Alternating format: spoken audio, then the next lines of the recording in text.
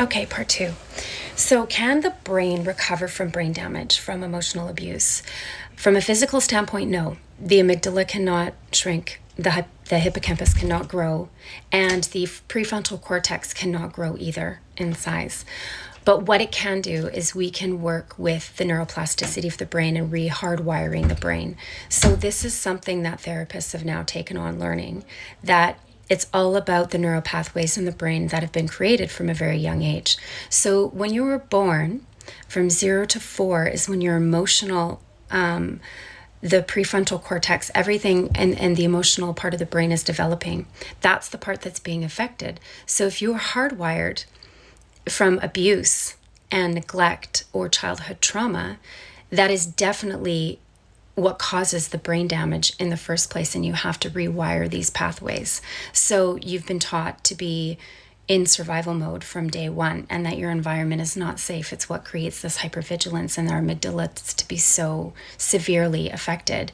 And anxiety can block a lot of memories because you're living in that constant state of hypervigilance. So it's a very complex, complicated system. Neuroscience is pretty out there.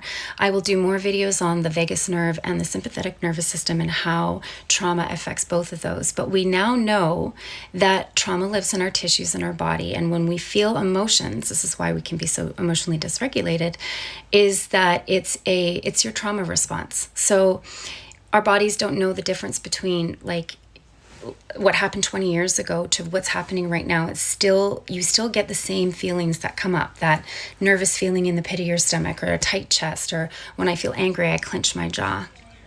These are things I don't even know I'm doing sometimes, or I didn't in the past, because I lived in a complete state of disassociation my whole life to protect myself. So people who suffer from trauma, disassociation is a huge thing.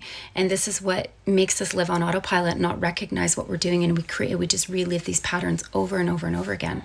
So it's all about rewiring the brain, creating new brain pathways. It takes 30 seconds for a new neural synapses to take place in the brain. So your therapist is going to be able to do this with you. To do this on your own is tricky, but a therapist can do this. In the meantime, I'm going to talk to you guys about how you can release emotional trauma using essential oils, and how it affects the body's limbic system, which is in the brain. This is exactly what I've been talking about, and the hypothalamus and its active role, and how essential oils bind to neurotransmitters in our brain, and how they can heal and calm the nervous system, which is such a key role in healing trauma. So stay tuned for my next video.